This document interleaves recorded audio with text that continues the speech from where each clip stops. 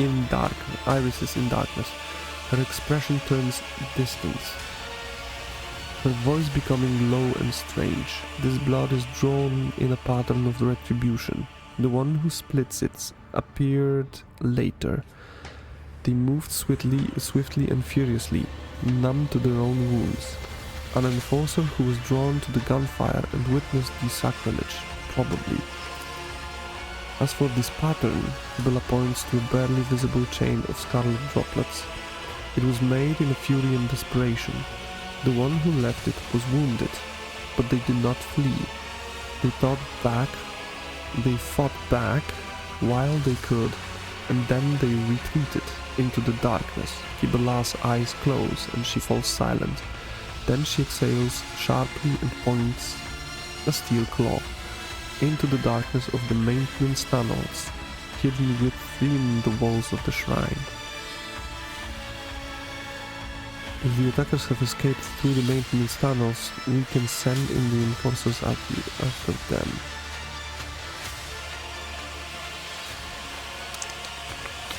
You read it? There is no need for revelations from the Undying Emperor here. For one who has dedicated their life to understanding the tenets of the web, Death speaks a language clearer than any words. True, blood writes the chronicle of the final hour, and it holds all the answers. It speaks to me. It can tell me with what instruments it was spilt, what its owner felt, whether they struggled in terror or were as cold as the steel of a blade, at what moment and how the thread snapped. For a spinner, no two wounds are alike, and each scarlet drop carries a message from the Undying One. I'm glad she's on our side. Me too. Heinrich scratches the back of his head, smiling wearily. The technical corridors extended hundreds of meters in different directions. Nemesis and his men must be familiar with the tunnels and possesses either a map or a guide. Without a clear trail, the enforcers risk getting lost and wasting valuable time. Not to mention the fact that those narrow tunnels are perfect for an ambush, so we still have no idea where to find this Nemesis. The tunnels only answer the question of how he left. Now Death will tell us where he was heading. Here. Here. As if in a trance, Kibela leans over the body and presses and peers into its eyes. He stinks of smoke, the smoke of signed coveralls, vile eco sticks, burned sacred unguents, and charred meat. She slides a pale hand along the dead man's skin and snakes it under the sleeve of his overalls, which she pushes back to reveal a fresh burn, bandaged with a torn scrap of shirt. Her steel claws dig into the dead man's arm. Your wound holds the answer. You dressed it carefully, not inside the shrine. Before that, something struck you, ripped the tissue apart, burned you, turned your hand into a worthless lamp. It was not fire, no. It was a pop. Drawing a ragged breath, Kibela opens her eyes. The fury of the conductive charge. It has marked you, heretic. I recognize your wound, for I myself have encountered it on those I take to the other side within the plasma drive chambers.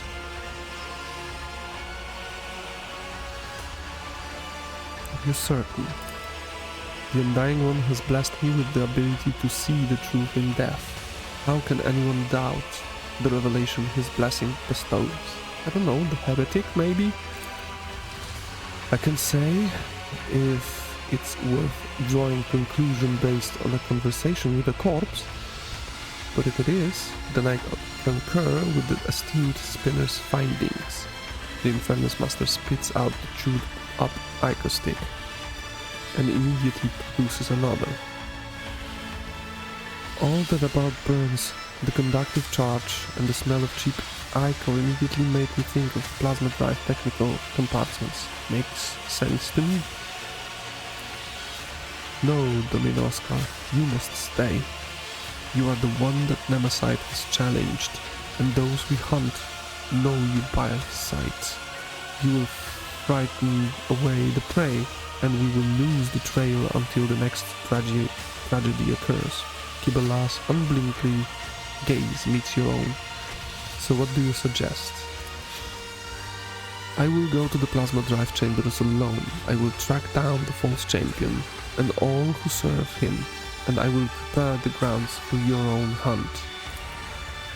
Out of the question, an enforcer squad would certainly scare off the vermin. But I am not letting you go alone, servant of death. You and I will go to the chambers together, and together we will bring down all who have dared to insult the Lord Captain. I am going too. I have a couple of good friends in the plasma drive chambers. The nosy kind who knows everything about everyone. Convincing them shouldn't be difficult, especially if I pull a few favors. It will be the three of us then. What a company. Heinrich's green laughter echoes inside the shrine. There is an awkward pause. Kibala takes a long look at the officers' faces, before finally nodding her assent. So be it, but not like this. Much like your faces, your guys are too conspicuous. Kibala is right. It would be prudent to use disguise.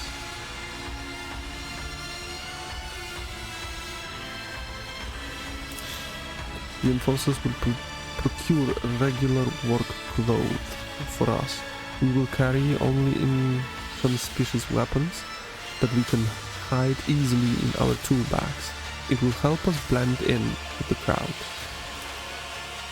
Before I depart to hunt for Nemesis, I ask the Domin to bless me. I pledged never to leave your sight, yet the hunt demands that I do just that. Grant me the permission by performing the ceremony of twining. Kibala nods toward the altar. When your people have taken their leave under the gaze of the Undying One, we will begin the rite. What is this ceremony? As I don't want to marry you.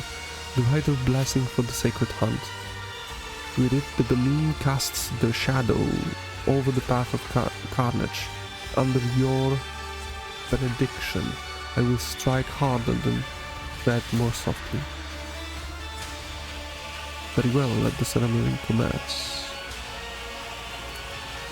With your permission, Lord Captain, the Infernus Master and I will take our leave now and set out to prepare for the descent into the chambers. We dare not intrude, your lordship. Sit down now, Domin Oscar, and listen. Let the ceremony of twining begin.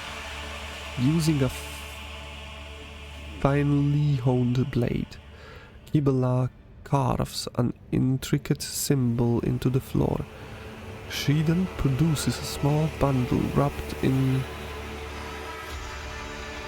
incense-laden parchment and set it alight. You are my Domin. I am your blade, and I am honored by your blessing. My arms are strong while your will is strong. And as long as the Undying One hears your prayers, my feet will go unheard. Her blade kisses her palm, and dark blood begins to trickle and spread over the bottom of the ritual cup that has just now appeared in her hands. We will drink our blood. With our blood, with our will, we shall spin a scarlet web, the symbol of the hunt. May it hurt our prayer's demise. Kibala puts the dagger into your hand, and you suddenly feel how heavy your eyelids have become. Your heartbeat slows inside your chest, your wounds linger, then rush through your mind in a deluge. The heavy scent of incense envelops you and makes your head spin. Make a small cut on your palm. Do it. The pain gives way to a burning sensation as Kibalas grasps your hand and squeezes it over the ritual cup. But this new discomfort is quickly replaced again, this time by a dull numbness and the faint warmth of blood flowing from your open wound. The twining is the blood oath I have made to my lord. Kibala dips her finger in the spilled blood and traces a symbol, first on her own forehead, then on yours. It appears to resemble a blade that is cutting through an intricate knot. Anoint me with your blessing, Domin Oscar, and may the ceremony of twining commence. Kibala's face blurs before your eyes, no matter how hard you try to focus and dispel the vision. In place of her face, you see a death mask, a broken skull with hollow eye socket. May your loyalty to the flagship be never our steady guide. Mercy for those who want. I bestow my blessing upon you, and so on and so forth. Can we finish this up now?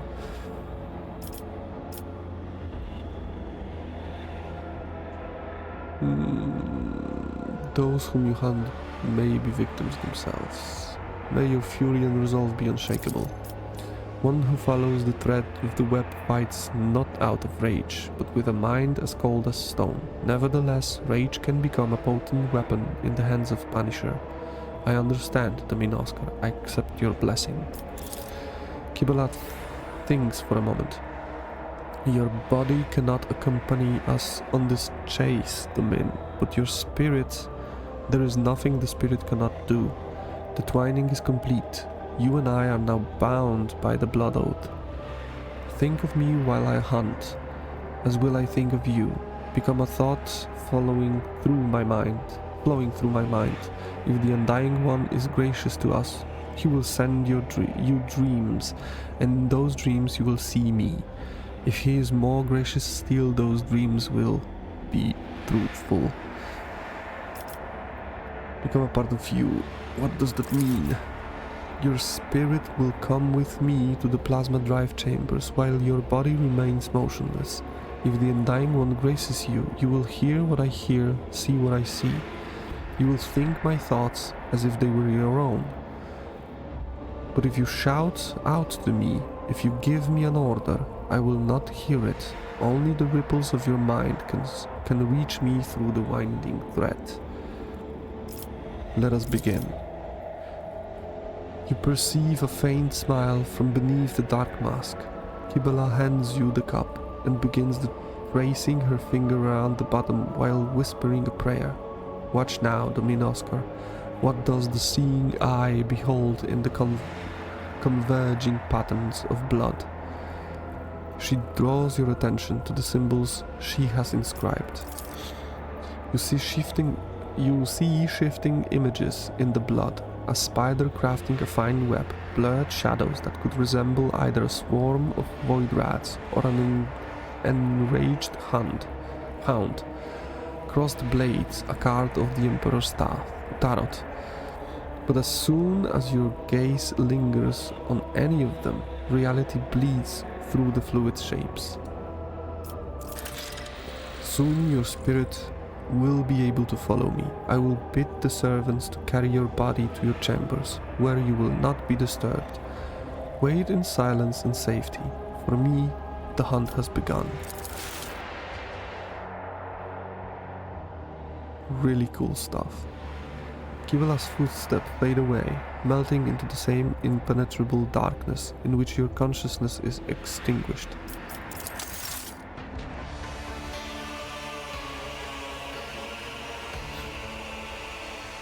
Plasma drive chamber. I will fight with them alone?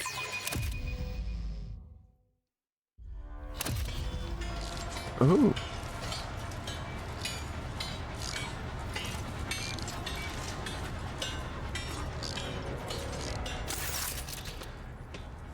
Stale air, oppressive noise.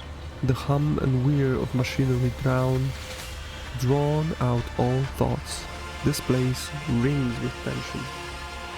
Is it the powerful energy coursing through the cables, or have the wails of the workers merged into a cacophony of indignant whispers and desperate prayers?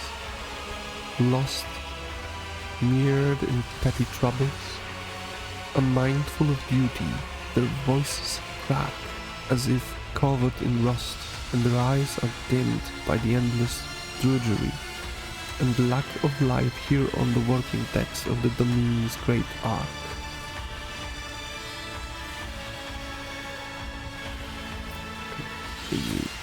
I have seen it before. In these murky depths, people become creatures all too ready to devour each other for worldly gains, fleeting pleasures, or imaginary freedom from obligation born from the abyss of spiritual emptiness. The Undying One punishes them through me. Disgusting mutations, abominations, reflections of vice are born in the shadows, and I will be their doom. The thread shakes, the web is out. I step silently. May the great hunt begins. The thread shakes, the quarry always leaves a trail. We may not see it, but we can feel it. I taste the air, the scent of fresh dye with a subtle note of sparks. This is new, pleasant. The upper decks reek of luxury, but here I feel comfortable. There is something else. This is it. I recognize the smell. Unguent ico and burnt meat. Just like inside the shrine, the time has come to spin the scarlet web. Which will wait because I have to stretch my legs. Be right back in a couple minutes.